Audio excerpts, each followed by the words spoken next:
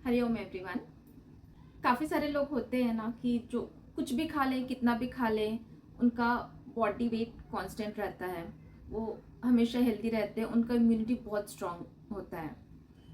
तो ऐसे काफ़ी सारे लोगों को हमेशा ये लगता है कि हम तो एकदम फिट हैं, हमारा इम्यूनिटी बहुत ही अच्छा है, हमें क्या ज़रूरत है योग करने की या कोई भी एक्सरसाइज करने की। लेकिन कभी कभी अचानक हमें ऐसा होता है ना कि हम एकदम फिट रहते हैं, रात को सोए, सुबह उठ के गर्दन में अकड़न सी आ गई, गर्दन नहीं मूव कर पा रहे हैं या फिर हाथ नहीं उठा पा रहे हैं, एक आध घंटे वो दर्द होता है, फिर वो ठीक हो जाता है। कभी कभी ऐसा होता है कि एक दो दिन पेन रहता है, फिर ठीक हो जाता है। धीरे धीरे फ्रिक्वेंसी भी बढ़ती जाती है कि पेन उठा, अभी एक वीक तक पेन है, फिर ठीक नहीं हो रहा है। तो एज के साथ ही सारी प्रॉब्लम आती है। कभी कभी आपने देखा होगा कि अच्छा खासा इंसान होता है, काफ़ी दुबला पतला सा है, लेकिन उनको कोलेस्ट्रॉल का प्रॉब्लम आ जाता है, कभी कभी डायबिटीज़ हो जाती है। लोगों को ये मिथ भी है कि अगर दुबले पतले हैं तो उनको कोलेस्ट्रॉल या डायबिटीज़ का प्रॉब्लम नहीं होगा। तो आपने काफ़ी सारे लोगों को सुना होगा कि अच्छे खासे दुबले पतले तो हैं, फिर कोलेस्ट्रॉल कैसे निकल आया। एज के साथ आपका बॉडी जो है वो वीक होता जाता है, इम्यूनिटी वीक होती जाती है।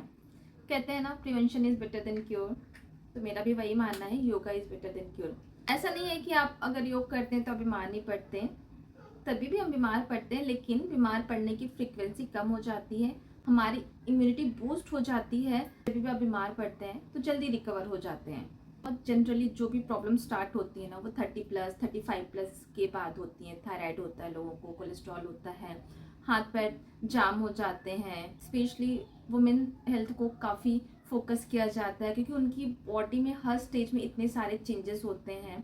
तो उन चीज़ों को बैलेंस करना या रिकवर करना बहुत ही ज़रूरी होता है। तो यही रीज़न है, आपने देखा होगा कि विमेन हेल्थ को फोकस करके काफ़ी सारे वीडियोस लोग बनाते हैं। सारी प्रॉब्लम को जड़ से नहीं ख़त्म कर सकते, तो एटलीस्ट उसको हम कम कर सकते हैं योग से। योग का मतलब ये नहीं है कि आप एकदम फ्लेक्सिबल हो जाए, एकदम स्लिम ट्रिप हो जाए। आजकल अगर हम योग की बात करते हैं तो लोग समझते हैं सिर्फ एक्सरसाइज है, सिर्फ आसनास है। ऐसा नहीं है। योग में आप काफ़ी सारी चीज़ें करते हैं, प्राणायाम करते हैं, मेडिटेशन करते हैं। अगर किसी की बॉडी ज़्यादा फ्लेक्सिबल नहीं है, वो ज़्यादा टफ आसनास नहीं कर सकते, तो भी सारे आसनास, इतने सारे एक्सरसाइज हैं। और आजकल लोग उसको ज़्यादा इफेक्टिव बनाने के लिए काफ़ी सारे वेरिएशंस भी लेके आते हैं। काफ़ी सिंपल सिंपल सी एक्सरसाइजेज हैं, हैंड मूवमेंट, नेक मूवमेंट और लेग मूवमेंट के। अगर आप सिर्फ उतना ही डेली कर लेंगे ना, तो ये समझ के चलिए कि आपकी 50% बीमारियां हैं, जो इलनेस हैं, वो कम हो जाएंगी। और अगर नहीं है, टच वुड ना हो, तो भी जो आने वाले टाइम पे अगर कुछ होने वाला है तो उसके चांसेस भी एटलीस्ट 50% तो कम ही हो जाएंगे। लेकिन जब भी आप योग करते हैं या प्राणायाम करते हैं तो उसका एक प्रॉपर सीक्वेंस होता है जिसको हमको फॉलो करना होता है।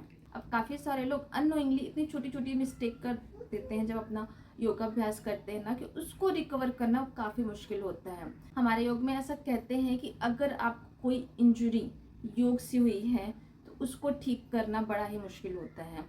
इसलिए कहा जाता है कि आप किसी इंस्ट्रक्टर या फिर किसी टीचर के अंडर में योगाभ्यास करें। काफ़ी सारे अभ्यास ऐसे भी हैं जिसको आप अपने खुद से कर सकते हैं, आप कोई वीडियोस देख के कर सकते हैं। तो कहने का मतलब सिर्फ इतना ही है कि अगर आपको लगता है कि आप पूरे हेल्दी हैं, फिट हैं, आपकी इम्यूनिटी अच्छी है, तो उसके भरोसे मत रहिए, उसको और अच्छा बनाइए, ताकि आने वाले टाइम पे जो भी आपको फिजिकल या मेंटल इश्यूज होने वाले हैं वो आए ही नहीं। ये सारे एक्सपीरियंस मैं अपने शेयर कर रही हूँ, क्योंकि मुझे भी ऐसा लगता था कि मैं काफ़ी फिट हूँ, मेरी इम्यूनिटी काफ़ी अच्छी है, लेकिन जैसे जैसे टाइम निकलता है, हमारी एज बढ़ती जाती है, तो फिर समझ में आता है कि नहीं, हमको एक्सरसाइज या योग हमको स्टार्ट कर देना चाहिए था। अच्छा काम करने के लिए कभी भी हम लेट नहीं होते। तो अगर आप आज ये वीडियो देख रहे हैं तो आज से अपना अभ्यास शुरू करें। हर हर महादेव।